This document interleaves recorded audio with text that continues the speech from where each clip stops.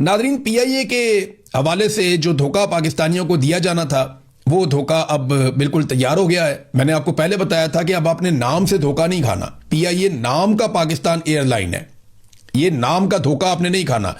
ये एक प्राइवेट इदारा है, प्राइवेट लोग जो हैं वो इसके मालिकान हैं। इसके साथ वही सलूक होना चाहिए जो बाकी एयरलाइंस के साथ हो रहा है। इसके ऊपर वही कानून लागू होने चाहिए जो बाकी एयरलाइंस के ऊपर लागू हो रहे हैं। एक तो आपने ओने पोने इतनी बड़ी रिप्यूट के साथ इतनी बड़ी एयरलाइन आपने बेच दी फौजी फाउंडेशन को और दीगर इदारों को, और कुछ लोग हैं प्राइवेट, उनको आपने बहुत अमीर अमीर ताकतवर लोग हैं, एस्टेब्लिशमेंट के चहीते हैं, आपने उनको ये पीआईए दे दी और तोहफे में दे दी। अब उन्हें टैक्स की छूट दे रहे हैं 15 साल के लिए। आप मुझे बताएं ना, लोग मुकाबला कहते, दूसरी एयरलाइंस, ये प्राइवेट एयरलाइन जो है पीआईए, इसका मुकाबला कैसे करेंगी?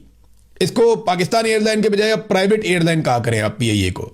तो ये जो प्राइवेट एयरलाइन है इसका मुकाबला जो दूसरी एयरलाइंस हैं, मिसाल के तौर पे सियाल वाले हैं, मिसाल के तौर पे शाहीन वाले हैं, मिसाल के तौर पे एयर ब्लू वाले हैं, या और एयरलाइंस हैं पाकिस्तान में, वो इस प्राइवेट एयरलाइन का मुकाबला कैसे करेगी?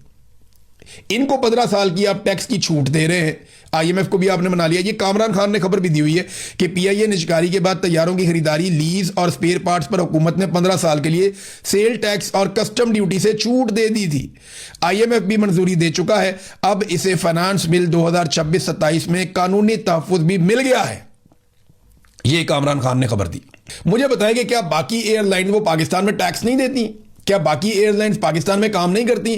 तो ये जो प्राइवेट एयरलाइन है पीआईए, इसको आप इतनी बड़ी छूट दे रहे हैं, तो बाकियों का क्या जुर्म है? वो इसका मुकाबला कैसे करेंगे? यानी एस्टेब्लिशमेंट जिस कारोबार में भी आएगी, जिस कारोबार में ये हाथ डालेंगे, उसको ना सिर्फ टैक्स की छूट मिल जाएगी बल्कि उसमें उसको इतनी सहूलत मिल जाएगी कि कोई और उसका मुकाबला ही ना कर सके। जब तक ये गवर्नमेंट के पास थी तब तक इन्होंने इसको बर्बाद किया, और जैसे ही इसको उठाकर मिलिट्री एस्टेब्लिशमेंट को दिया गया, अब हर तरह की सहूलत दे रहे हैं कि जनाब इसको तरक्की देनी है, इसको ऊपर उठाना है। यह है नादरीन पाकिस्तान का तरीकाकार।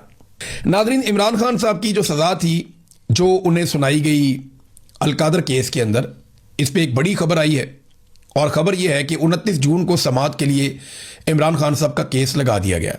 अब यह अपील है कि सजा कलअदम करार दी जाए। बड़ा लंबा अरसा लगा, वकालतनामे पे दस्तखत ही नहीं होते थे, अदालत केस सुनती नहीं थी। कितना लंबा टाइम लग गया इस अपील के लिए, और बिलाखिर 29 जून के लिए यह अपील लगी है।